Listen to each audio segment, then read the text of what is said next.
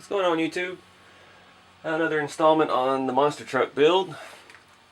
I got to digging around in my shop and I found these old RC four-wheel drive Punisher shafts. I had a couple long ones and I think they're durable enough.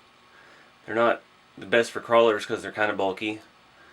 So I thought, hey, I'll throw those on the monster truck. Well, it says it's 5mm hole, and I measured 5mm on the Juggernaut axles and transmission, but they wouldn't fit, so I did have to drill them out a little bit.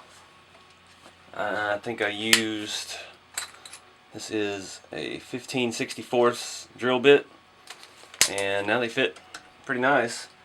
I did have one problem. I only had one that length, so I'm in the process right now of cutting one down. I had to cut about half an inch off of the large side.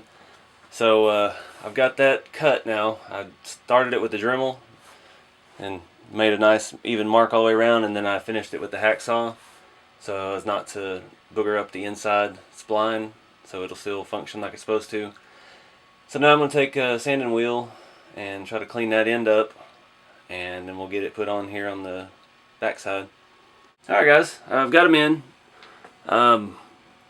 I've discovered a new problem. Now that I've got, none of my differentials are locked, front or rear or center. But with all four tires rolling, turning the transmission, my motors aren't turning. So, could be a few things. Could be bad gears, could be no gears, could be bad, or no pinion, no spur. It all could be toast. So, we'll just work our way up, I guess. I'm going to start looking at how to get this thing apart and get inside of there.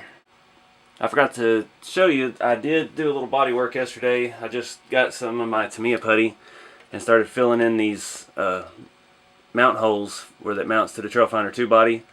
Since I made up the other mounts yesterday, I don't need those, so we'll just fill them in.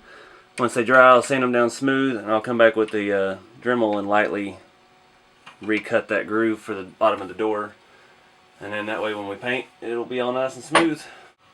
Alright guys, so got the transmission out, and there was no pinion gears on either motor. All the other gears look brand new.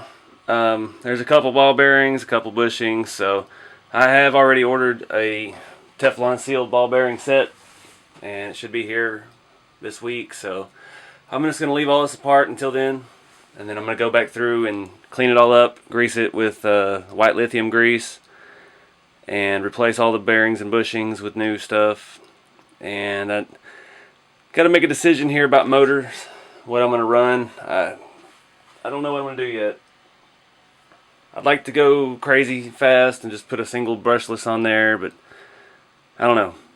So let me know what y'all think. I'm just going to wait for now till I come up with a plan. But anyways, thank y'all for watching. Stay tuned for more.